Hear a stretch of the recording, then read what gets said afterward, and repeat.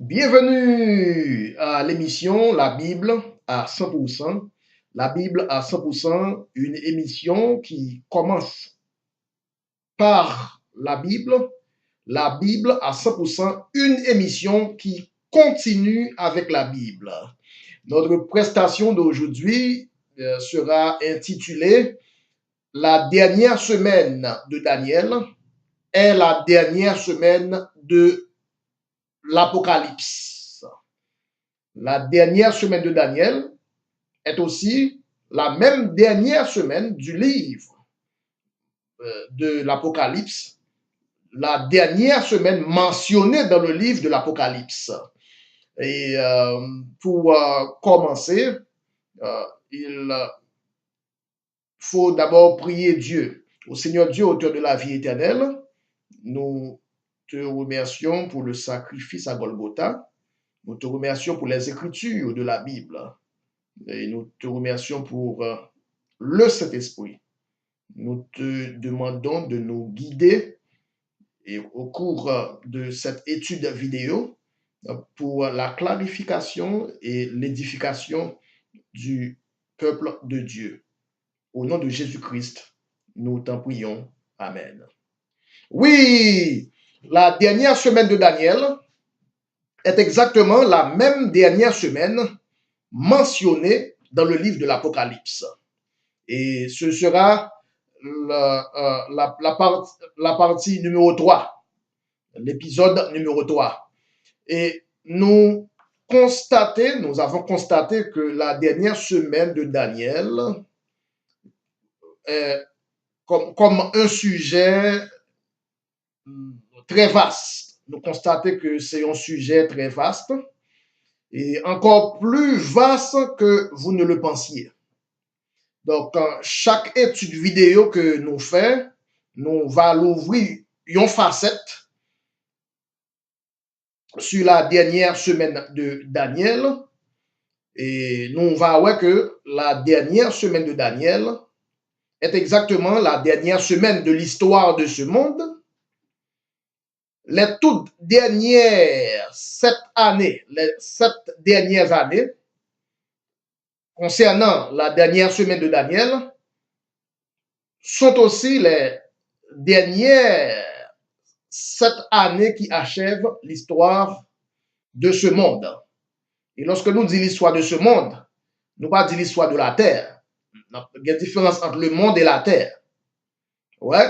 Donc, la 7 dernières semaines de Daniel, 7 années, ces 7 dernières années, pardon, la dernière semaine de Daniel, c'est-à-dire les 7 dernières années de l'histoire de ce monde, mais pas l'histoire de la terre. L'histoire de la terre pas finie là. L'histoire de la terre continuée.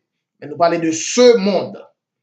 Et là, nous dit ce monde, ce n'est pas la fin de l'histoire du monde, mais de l'histoire de ce monde. Ça veut dire monde ça, système, gens, bagayo là, la misère, la calamité, donc de ce monde. Donc, nous faisons différence entre le monde et ce monde. Donc, avec beaucoup de précision. Vous voyez? Donc, pour nous continuer, nous voyons que dernière semaine Daniel, là, il contenu plusieurs pièces prophétiques.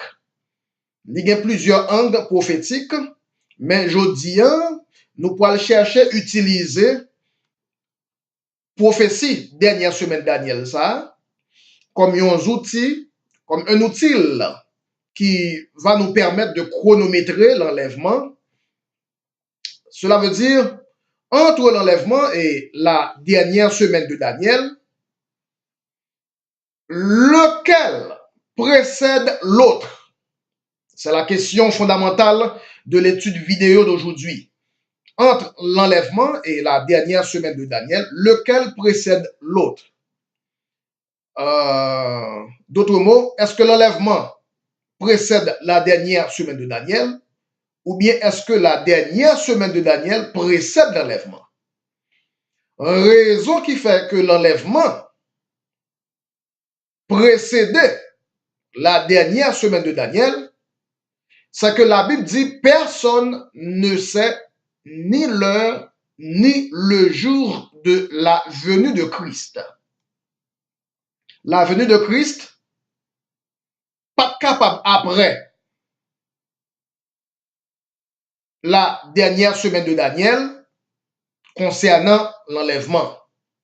La venue de Christ comme un voleur, entendez bien, oui, la venue comme un voleur, il n'est pas capable après la dernière semaine de Daniel, tout simplement parce que si c'est après la dernière semaine de Daniel, n'importe qui moun, ti bébé qui n'a primaire capable de déchiffrer ces temps, capable de calculer ces temps. Nous tous nous fait mathématiques, nous tous nous fait algèbre.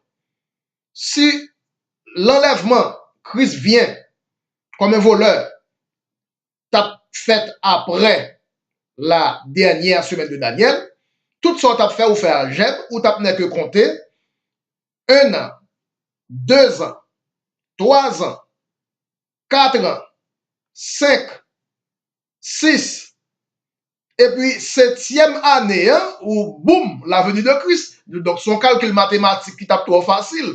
Donc c'est là nous venons que la venue de Christ comme un voleur, personne ne sait ni l'heure ni le jour, pas capable après la dernière semaine de Daniel. Donc, pour nous placer l'enlèvement, pour nous placer la venue de Christ comme un voleur, ou placer avant la dernière semaine de Daniel. Donc, l'enlèvement placé avant, parce que Christ vient comme un voleur, ou pas qu'à compter, pas un numéro mathématique, pas un calcul algébrique, pas un calcul trigonométrique, ou j'aime qu'à faire pour trouver Christ qui venu comme un voleur. Ouais, nous connaissons que les adventistes fait un calcul, ils étaient arrivés à trouver 1800, année 1844, comme la date de l'enlèvement. Ils ont fait calcul ça, et puis malgré tout, ça va te marcher. Plus tard, les témoins de Jéhovah te viennent faire un calcul mathématique, ils fait algèbre, ils ont fait calcul, ils ont découvert, calculé 1914. Et en 1914, Christ vient comme un voleur, et c'est l'enlèvement. Le fait qu'on trouve date là, on trouve année, bon, ça veut dire que c'est pas bon, parce que Christ vient comme un voleur. S'il vient comme un voleur, on trouve date là. Ça montre que c'est pas bon. Parce que prophétie qui dit comme un voleur là, ou pas qu'à démonter lui, ou pas qu'à défier prophétie qui dit Christ vient comme un voleur. Donc, si vous trouvez date là, ça veut dire date là pas bon. Parce que comme un voleur, son prophétie, ou pas qu'à démonter, ou pas qu'à dévisser prophétie ça. Donc, nous voyons que témoin Jéhovah a trouvé 1914, il n'a pas marché. Adventiste a trouvé 1844, je crois, il n'a pas marché. Et au fur et à mesure, va gagner temps toujours, va gagner monde qui va continuer à faire calcul mathématique. Malgré tout, yon pas marché. Car la Bible dit, Christ vient comme un voleur. Prophétie comme un voleur, ou pas qu'à défaire ça. Ou pas qu'à joindre un calcul mathématique, pas qu'on combine. Computer, on combine calculatrice qui a calculé ça. Donc, pour nous placer l'enlèvement, nous pas qu'à placer l'enlèvement après la dernière semaine de Daniel, parce que 7 ans, une semaine de 7 ans, tout le monde a qu'à calculer ça. 1, 2, 3, 4, 5, 6, 7 enlèvements. 1, 2, 3, 4, 5, 6, 7 enlèvements. Donc, le fait que ou calculer les patates, jambes tombées comme un voleur à ce moment-là, c'est ainsi, nous voyons que la Bible, par rapport à la dernière semaine de Daniel, limitait l'enlèvement avant. L'enlèvement précède la dernière semaine de Daniel. Car s'il y a un Christ qui vient comme un voleur, il doit venir comme un voleur avant la dernière semaine de Daniel, avant les deux derniers prophètes. S'il y a un Christ qui vient comme un voleur, il doit venir comme un voleur avant la grande tribulation. S'il y a un Christ qui vient comme un voleur, il doit venir comme un voleur avant les 144 000 prémices d'entre les Juifs, les 144 000 Israélites. Donc, c'est là nous vivons comme un voleur par un signe. Si cette grande tribulation attend avant l'enlèvement, même côté la grande tribulation, où tu as commencé à compter, ou dit, ah, Christ va venir. Il n'est pas comme un voleur encore. Mais le fait que, ou pas qu'à compter par un signe, qui pour bon compter l'enlèvement, comme Christ vient comme un voleur, ou pas qu'à mettre là après la grande tribulation, car la grande tribulation pendant 42 mois. Grande tribulation 42 mois. Ou fait algèbre, ou fait mathématiques, ou t'as que compter 1, 2, 3, 4, 5, 6, 40, 41, 42. Bingo! Enlèvement. Il bon bingo. Parce que Christ vient comme un voleur. S'il y a un Christ qui vient comme un voleur, il doit venir avant la dernière semaine de Daniel, avant les deux prophètes. Parce que avant la grande tribulation, avant les 144 000. Car les deux prophètes, ni deux prophètes, ni grande tribulation, ni 144 000 Israélites, tous les trois fait partie de la dernière semaine de Daniel. Tous les trois inclus en dedans, à l'intérieur de la dernière semaine de Daniel. C'est pourquoi la Bible présente l'enlèvement sur les nuées, l'enlèvement de l'épouse sur les nuées avant l'arrivée des deux derniers prophètes et avant la grande tribulation, avant l'appel des 144 000 juifs, les 144 000 prémices des juifs. Ouais. Donc, car si on devait attendre la grande tribulation avant, si on devait mettre la grande tribulation avant l'enlèvement, pas vrai? Donc, Christ qui vient comme un voleur n'aurait alors aucun sens. Si vous mettez grande tribulation avant l'enlèvement, grande tribulation 42 mois, tu as compté 1, 2, 3, 4, 5, 6, 7, 8, il vient dans 42, bingo. Et puis, comme un voleur, là, pas fait sens. Cela n'aurait aucun sens. Ouais. Donc, s'il y a un Christ qui vient comme un voleur, il doit venir comme un voleur avant la grande tribulation, avant la dernière semaine de Daniel. Ainsi, dans la dernière semaine de Daniel aussi, la grande tribulation fait partie de la dernière semaine de Daniel. Les deux derniers prophètes font partie de la dernière semaine de Daniel. Mais, nous connaissons que les deux derniers prophètes, c'est eux-mêmes qui va débuter le programme dernière semaine de Daniel. Là. Rappelez-vous que la dernière semaine de Daniel est répartie en demi-temps. Il y a un premier 3 ans et demi, il y a un deuxième 3 ans et demi. C'est-à-dire 1260 jours pour les deux prophètes, 3 ans et demi, premier mi-temps.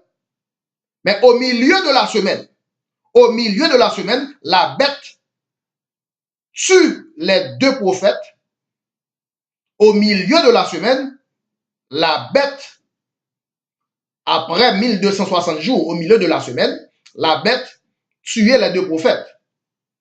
Donc, après le départ des deux prophètes, le dévastateur fera cesser le sacrifice et l'offrande, comme nous te lisons ça dans Daniel 9, verset 27. Daniel 9, verset 27, après le départ des deux prophètes, le dévastateur qui vient de tuer les deux prophètes, commettra les choses les plus abominables. C'est-à-dire la grande tribulation, après le départ des deux prophètes, la même bête qui avait tué les deux prophètes dans Apocalypse 11, verset 7, est le dévastateur dans Daniel 9, verset 27. Ou est comment la Bible coordonnée. On a conjugué Daniel 7 avec Apocalypse 11. Daniel 9, verset 27, pardon, avec Apocalypse 11, le verset 7. Il dit dans Daniel 9, verset 27, le dévastateur fera cesser le sacrifice et l'offrande au milieu de la semaine. Dans Apocalypse 11, verset 7, il dit, quand les deux prophètes, Apocalypse 11, verset 7, quand les deux prophètes auront achevé leur témoignage, la bête qui monte de l'abîme leur fera la guerre, les vaincra et les tuera. Donc, si vous ne Bible ou pas, je connais que ça qui dit dans Apocalypse là, c'est que dit dans Daniel. Ou pas, je connais que la bête dans Apocalypse est le dévastateur dans le livre de Daniel. Donc, c'est pour les Bibles pour capable connaître ça. Maintenant, puisque la bête dans Apocalypse est le dévastateur dans Daniel, la bête dévastera pendant combien de temps selon Apocalypse? Apocalypse 13, verset 5. Pendant combien de temps la bête, le dévastateur, la bête dévastera? Nous allons lire Apocalypse 13, verset 5.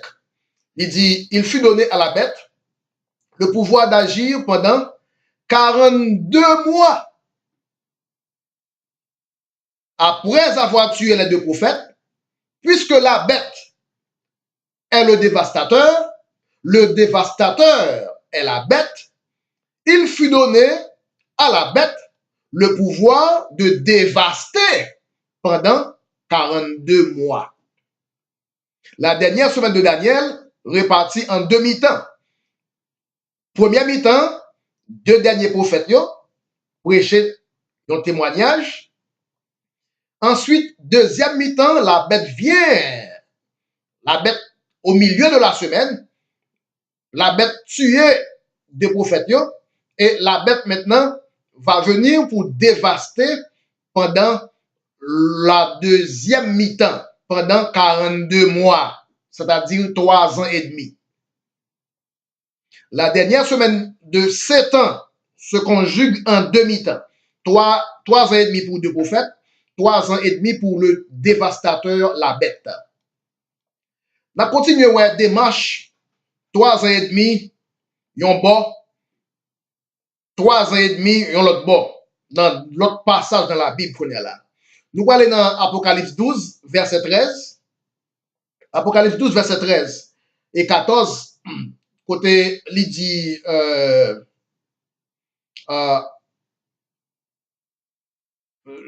les deux ailes, Apocalypse 12, verset 14. Apocalypse 12, verset 14. Nous sommes capables de lire verset 13 là tout plus tard. Il dit, les deux ailes du grand aigle furent données à la femme, afin que la femme s'envolât au désert vers son lieu où elle est nourrie un temps, des temps, la moitié d'un temps, loin de la face du serpent. Apocalypse 12, verset 14. Réitérer le ministère des deux prophètes encore, une fois de plus. Une fois de plus. Dans Apocalypse 12, verset 14, il va réitérer ou il va relater le ministère des deux prophètes. Mais comment il dit? Il dit les deux ailes du grand aigle. Apocalypse 11, il dit deux prophètes. Apocalypse 12, il dit les deux ailes du grand aigle furent données à la femme. Quelle femme? Cette femme-là qui a donné naissance à l'enfant mâle. Qui nation sur la terre qui t'a donné naissance à Jésus-Christ, l'enfant mâle. Petit garçon, c'était Israël. C'est pourquoi la Bible dit les deux ailes du grand aigle furent données à la femme afin que la femme s'envolât au désert vers son lieu où la femme est nourrie pendant combien de temps? Un temps, un an. Des temps, je dis 2 ans, mettez 1 plus 2 égale 3, la moitié de un an, la moitié d'un temps, 3 ans et demi. Ouais, un temps plus 2 temps, bon, 3 ans, plus la moitié d'un temps, la moitié d'un an, bon, 3 ans et demi. Donc, nous retrouvons 3 ans et demi dans plusieurs angles. Liboli en 1260 jours. Là, dans Apocalypse 12, Liboli en un temps, des temps, la moitié d'un temps. Ça veut dire 1 plus 2 égale 3, plus moitié égale 3 ans et demi. Donc, à plusieurs reprises, à plusieurs angles, la Bible scène là pour faire comprendre que c'est même prophétie, mais il baille en des langages différents pour capable confirmer l'autre. Donc, les deux prophètes qui te paraissent dans Apocalypse 11 là, c'est même eux-mêmes qui paraissent dans Apocalypse 12, verset 14, comme les deux ailes du grand aigle. La femme sera nourrie pendant un temps, des temps, et la moitié de temps. Par qui ça? Par les deux ailes du grand aigle, par les deux prophètes. Les deux ailes du grand aigle.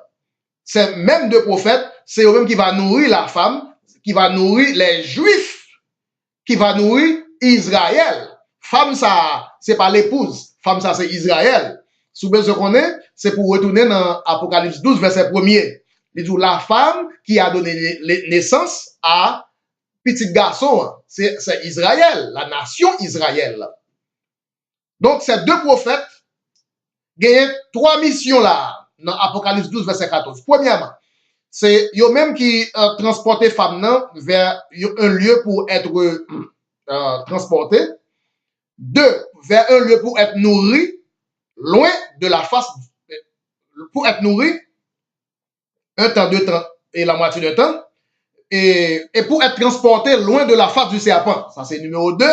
Et troisièmement, nous venons voir que, eh bien, ces deux prophètes, c'est eux-mêmes qui bloquaient serpent. C'est eux-mêmes qui bloquaient le dragon, qui rétait dragon sous Kousli. La présence des deux ailes du grand aigle, c'est eux-mêmes qui secourirent la femme. La présence des deux ailes du grand aigle, c'est eux-mêmes qui secourirent Israël. Israël, cette femme-là, dans Apocalypse 12, parle d'Israël, la nation d'Israël.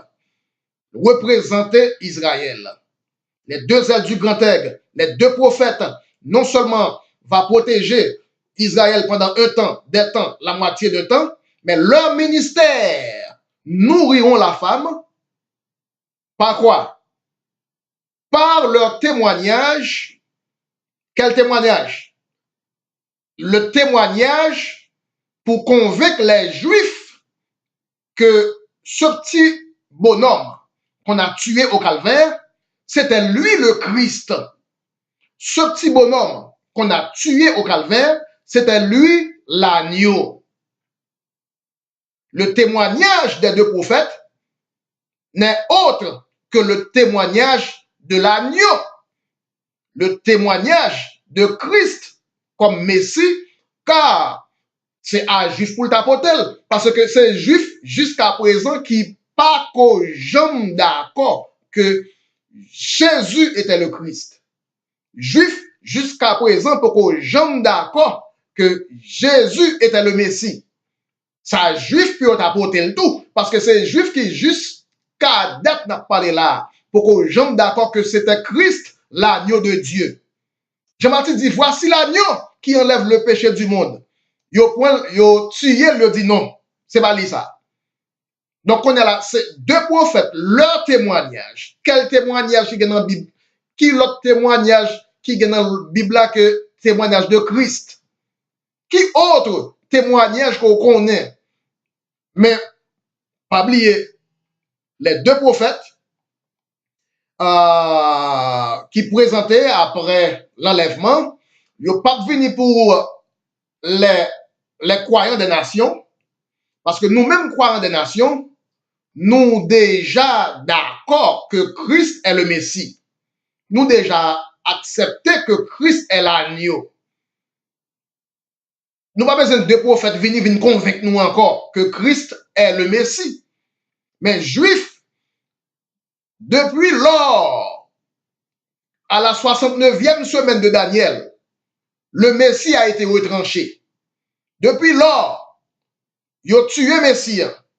Ils n'ont pas jamais d'accord que Jésus-Christ, c'était lui le Messie. C'est ainsi raison pour laquelle que les deux prophètes seront envoyés après l'enlèvement de l'épouse pour convaincre les Juifs que Christ, le jeune homme tué au calvaire, c'était lui le Christ.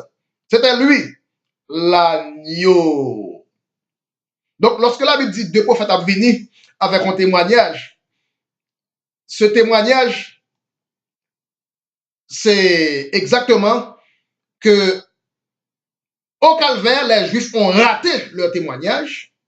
Au calvaire, la pierre a été rejetée par les bâtisseurs et cette même pierre rejetée par les bâtisseurs est devenue la pierre de l'angle, est devenue la pierre principale, est devenue la pierre de fête.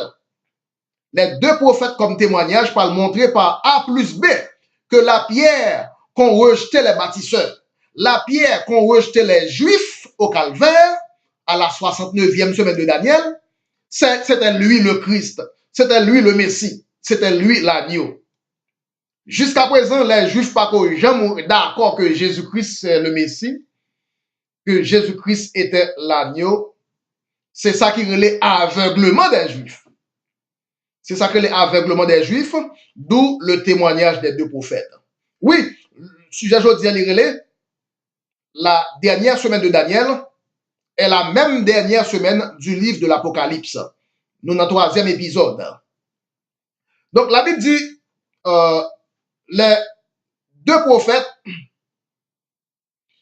pas de témoignage pour nous autres les nations, mais seulement aux Juifs. Qui verset qui dit ça? Nous allons lire ça dans Apocalypse 11, verset 2. Apocalypse 11, verset 2, il dit, mesure le temple. Apocalypse 11, verset 1 et 2. On a commencé dans le verset 1er. Nous voyons que deux prophètes, témoignage de prophètes, ce n'est pas pour nous même dans le monde, mais c'est pour seulement les Juifs. Qui verset qui dit ça? Apocalypse 11, verset 1er et 2. Nous voyons lire. Il dit, mesure le temple, un roseau avec un roseau, et mesure ceux qui y adorent. Ne mesure pas le parvis extérieur. Donc, nous, programme ça. Seulement mesurer les Juifs. Programme ça seulement pour les Juifs. Mesure le temple et ceux qui y adorent. Maintenant, on m'a dit comment faire ou dit c'est pour seulement les Juifs.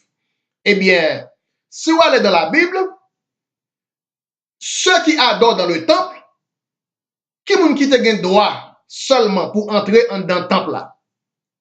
Qui moun qui te gen droit à entrer à l'intérieur du temple? C'était seulement les Juifs naturels. Nous autres les païens, nous pas de droit entrer à l'intérieur du temple. Nous te gen comme limite le parvis extérieur. Dans la cour pour nous arrêter comme nous-mêmes qui pas Juifs naturels. C'est seulement les Juifs naturels qui te gen droit entrer dans le parvis intérieur du temple.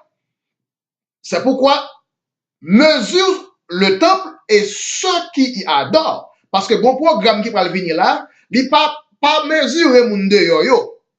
Il pas pour moun qui dehors. dehors temple là, li pour si là yo qui en dedans. Et qui moun qui gen doit entrer qui dans temple là. De pourtant non moun dans temple et pas l'autre moun c'est le juif. C'est eux même qui te gen doit rentrer à l'intérieur du dans le parvis intérieur.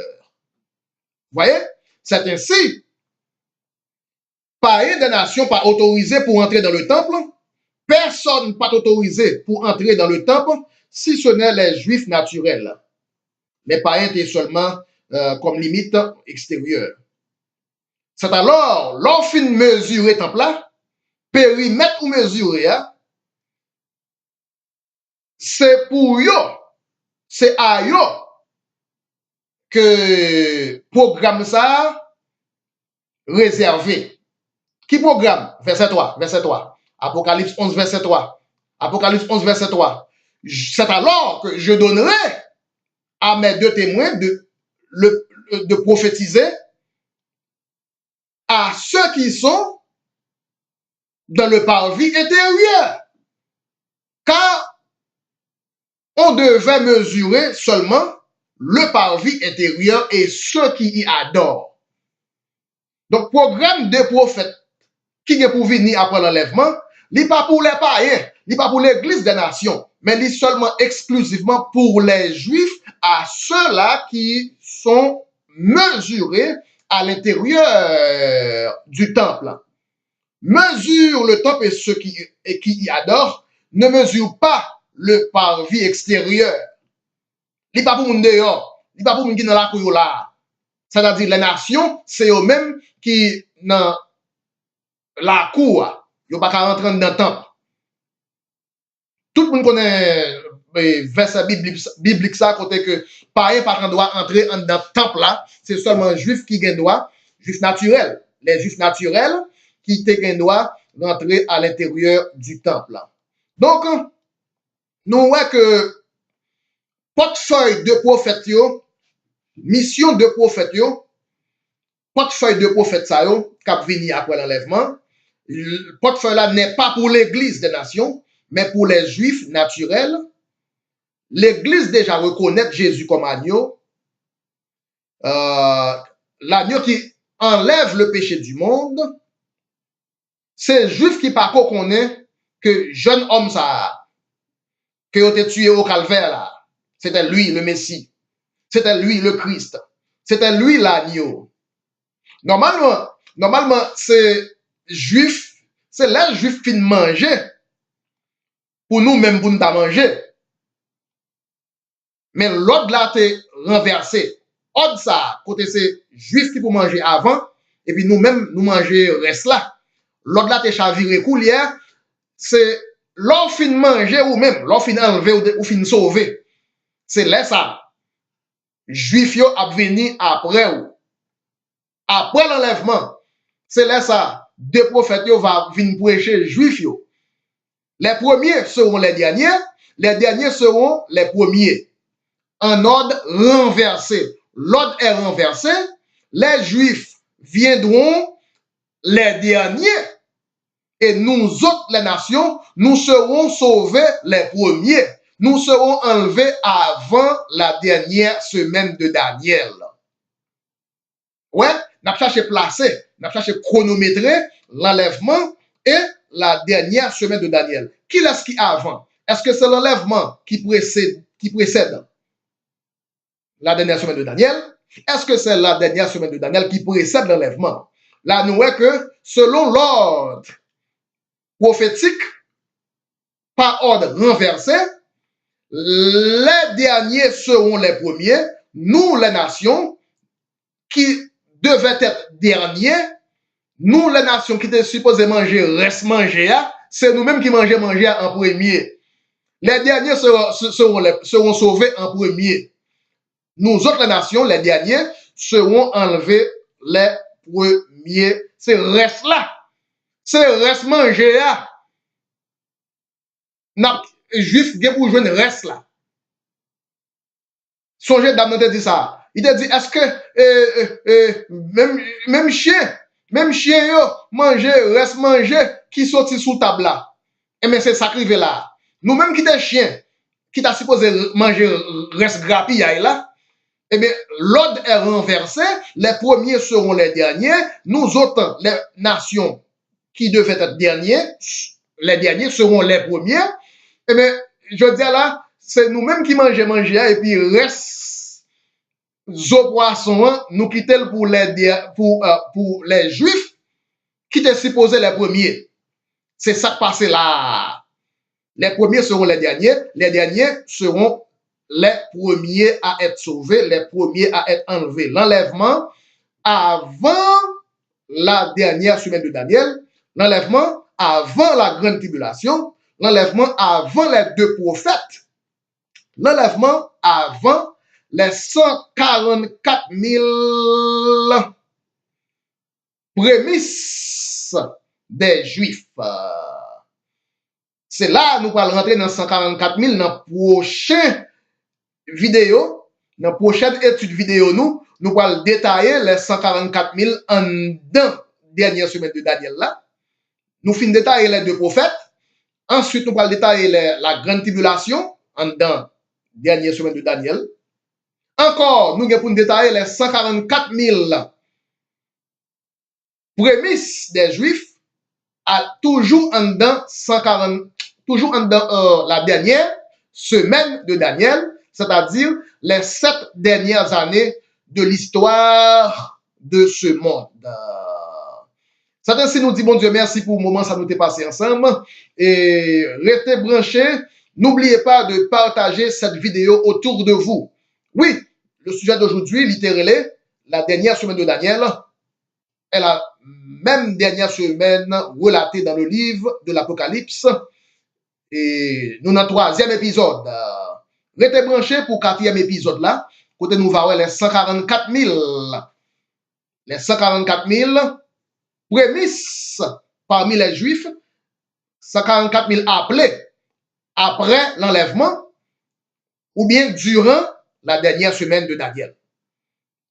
Il y a 3 bagages qui en dedans dernière semaine de Daniel là pour nous étudier. 1. Gagner les deux prophètes. 2. Gagner la grande tribulation. 3. Gagner les 144 000 appelés, les 144 000 prémices parmi les Juifs. C'est ainsi nous dit, mon Dieu, merci. C'est ainsi que nous disons que moi, je nous toutes.